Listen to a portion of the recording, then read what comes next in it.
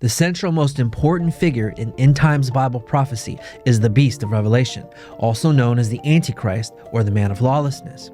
But who is he? Well, before we answer this question, we have to answer the question of where does he come from? Knowing where he comes from is central to solving the riddle of who he is. The Bible says that the beast comes out of the abyss.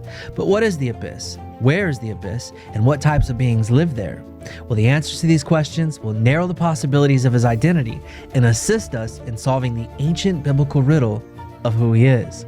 Join us as we discover and explore the mythological history, the definitions, the translations, the context, and the biblical revelations of the abyss. Thank you for watching I Believe X. All right, let's begin. The Bible says that the beast comes up out of the abyss, according to Revelation 11:7. Revelation 17:8 says, the beast who is also revealed as the eighth king, which you saw once was, now is not, and yet will come out of the abyss and goes to his destruction. So before we understand who the beast is, we have to first understand where he comes from, and that will give us insight into who he is. The Greek definition, the word abyss, comes from a Greek word abyssos, meaning very deep or bottomless, without bottom or without depth. In the classical Greek, the word is always an adjective, not a proper place. So it's a deep something. It's the depths of something. It's never a proper place itself, but always the depths of something. So it's literally very deep, or even figuratively as bottomless or without bottom. Now, it does translate in the Old Testament. For example, the Old Testament, I'm not sure if you know this, was written in Hebrew. In 250 BC, it was translated to Greek. This translation is called the Septuagint. It's also abbreviated as LXX. Okay. Now, in the Hebrew, the Old Testament, the Hebrew word tehom, which is deep, or translated by most English translations as deep, was translated in the Greek Septuagint as abyss. Tusula was also translated here. Let me show you here. Tusula as abyss. And it also means, in English, it's translated as ocean deep. There was another Hebrew word translated as abyss in the Greek, and it's also translated as spacious place, or a large place without bounds. Okay. Now, the word Sheol, which is the word for Hades, is translated Hades consistently from the Old Testament to the New Testament, is actually translated Hades and not abyss. So abyss is actually different than Hades, a completely different place, as we're going to show you here in a few. Hades is referred to as the hell, grave, or Hades, both in the Old and the New Testament. But the abyss is actually different. It's more of the depths, or a deep place, not and it's used mostly as an adjective in the Old, but in the New it becomes a noun. Instead of it becoming descriptive like bottomless or deep place, it actually now becomes more of a proper noun, and is defined differently in the New Testament, as we'll show you. But in the Old, Genesis 1:2, darkness was over the surface of the deep. This Hebrew word, tehom, is actually translated abyss in the Septuagint, and this is primarily the Old Testament abyss. It's called the deep. Now, it's used 36 times, and the deep is primarily the depths of the ocean, the depths of the earth, the depths of the sea, the depths of space, and figuratively as in a deep place. Okay, I actually translated it here many times myself. Actually, I went through all 36, and this is what I found. Deep water, which is the springs within the earth that's used for springs. Deep sea or ocean, deep earth, depths of a deep place, and even deep space. Okay, now in the New Testament, it's translated bottomless pit, but also abyss. Now, the bottomless pit is primarily the King James Version only, which is actually an erroneous translation. I'm going to show you. But before we do, I just want to explain something real quick. A common noun is, for example, is a city, and a proper noun is, for example, the name Chicago. It's a proper name of a city.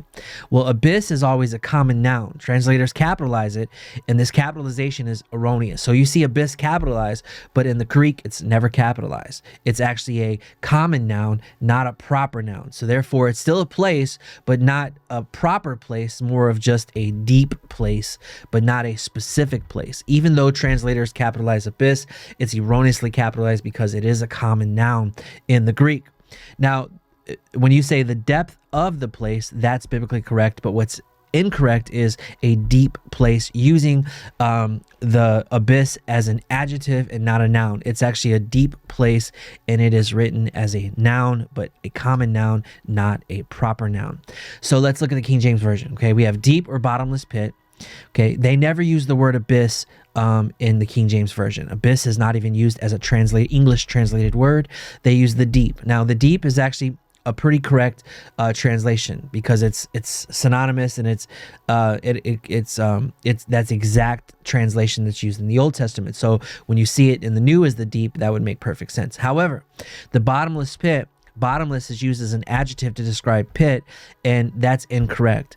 Okay, in the Greek, it's actually the pit of the abyss. Let me show you. It's used as the pit of the abyss. That's how it's written, the pit of the abyss. But it's not a deep pit. It's actually, the pit is a completely separate concept of the abyss, which is also a deep place. So abyss is not an adjective. So this is actually an erroneous translation.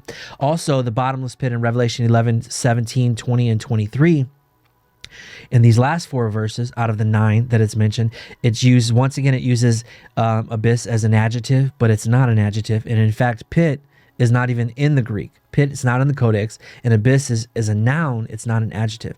So all of Revelation's, the King James erroneously translates all of Revelation's use of the abyss as the bottomless pit.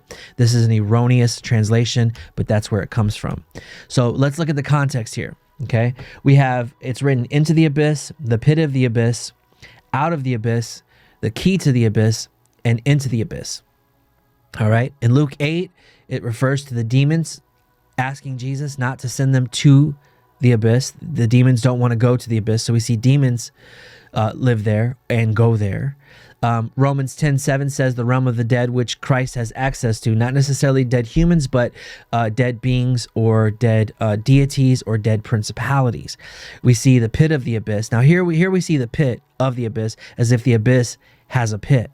Okay, and there's an angel given a key to the pit. We're going to talk about that here in a minute. And locusts come out. So here we see demons go there. It's the realm of the dead that Christ had access to. It has a pit. The pit has a key, and locusts come out of there, which are also, we'll get into those types of beings as well. And then in Revelation 11 and 17, you see the beast comes out of the abyss, and then there's a key to the abyss again, which an angel has, and he binds Satan, he chains Satan up, and then throws Satan in, and then Satan later comes out after 1,000 years. He's on parole, and then fails his parole again. But let's move on. Let's look at Revelation 9:1. Okay, and we have the key to the abyss. Now, key is actually mentioned 6 times. We have the believers have the keys to the kingdom. Believers have the keys to knowledge. Jesus has the keys to death and Hades. Jesus has the key of David. The stars and angels have the key to the abyss. And once again, another angel has the key to the abyss. So I only wanted to point this out because keys aren't necessarily physical keys. Because we also see keys used to the kingdom and keys of knowledge, those keys could be authoritative words that are spoken, or commands that are given to the abyss that makes it open. Okay? That's the first point I wanted to make. The star was given the key to the shaft of the abyss. Now, I wrote here shaft. Many of the translations say pit. But let's discuss whether it's a pit or a shaft or what it is. Okay? Revelation 9:1 says the shaft or the pit of the abyss. Now, the King James says pit. Okay, but this word shaft or pit, okay, in the Greek is a well. In fact, out of the 7 times, 3 of the times that in outside of Revelation, because it's only written in Luke, John, and Revelation 4 times in Revelation, 9:1, 3 and 9:1, and 3 times in 9:2. Okay, but of these other times outside of the context of Revelation, it's always a water well. So it's a well or a shaft. So you could think of it as a shaft that goes down to a certain space. Okay. Now, I only say that because there's a possibility that it's not in this. It's like a water well, which is a shaft or something that something comes out of. But there's a potential that this could be a portal. Okay. But it's a long portal. It has it's access. It's a long shaft or a long hallway or a long pit or even potentially a portal that has access to the abyss. Okay, and the locusts come out of it. So potential translations could be shaft, portal, but I submit to you, it's not a pit. It's more of a well, which means it's more of a shaft. So pit is a bad translation. Shaft is a better one. And there's a potential for, even for a portal, access to a portal, and that it's a portal. Okay, so let's move on. So where is it? Okay, the first least important question is that majority of times it's translated as under the earth. In fact, in Revelation 9:14, it says, the sixth angel who had the trumpet said, release the four angels who are bound at, and sometimes that word at is actually translated under. I believe under is actually a better translation, under the great river Euphrates. Now, this doesn't mean that the abyss is under there, but maybe this is one shaft. Maybe there's multiple shafts, and maybe there's multiple shafts, multiple portals. I'm not really sure, but in this case, they are under the great river Euphrates. So there are indications that it is under earth or a realm, simultaneously the realm that exists with the earth. Okay. Another thing is, for example, the book of Enoch, Uriel is in charge of Tardis. There's 200 fallen angels that are bound there. In 2 Peter, we have the angels in Tardis. Okay, the TARDIS is supposed to, biblically speaking, is also in Greek mythology, is more of a prison within the abyss. Okay, it's included in the abyss. It's not the fullness of the abyss, but it's more of a location and a place where angelic deities or angelic beings or divine beings are actually in prison, specifically divine beings within the abyss, as we're going to show you here in a few. And of course, in Jude, it says that angels are in darkness. We assume that that's in Tardis. Tardis actually is according to Greek mythology, is actually and also Peter mentions Tardis. It's a place within the abyss, but it's not mentioned as the abyss. But the abyss is a deep place, and apparently Tardis is the lowest of that place. In fact, Tardis itself means lowest region, so it'd be the lowest of the deep. Okay. So who's in it? Now, this is the most important consideration about the abyss, is not where it is, but who's in it. In Greek mythology, the only beings that were actually sent to Tardis or the abyss are Cronus, outside of Hades, is Cronus. Titans were sent there. Cyclops was sent there. Hermes was threatened. Apollo was threatened. Typhoon was sent there. I'm sorry if I'm hacking these names. And they're basically the moral of the story is that Tardis, for example, or the abyss, the place in the abyss, in Greek mythology, the beings that are sent there are all divine beings with divine power, or deities, or principalities, or princes, or powers, or angels, considered biblically speaking. Now, this is completely consistent with the Bible. In the Bible, you see the principalities, daemons, which is what's written, which is the Greek, which is translated demons many times, are also heathen deities. Principalities, powers, gods, rulers, they are sent to the abyss. Christ has access to the abyss, even though it's called the realm of the dead. He still had access to it. Doesn't necessarily mean humans is the realm of the human deads. And then in Revelation 9, we see locusts there. We see Apollyon as the angel over the abyss, which we're going to get into that. It's going to get really good about Apollyon or Abaddon.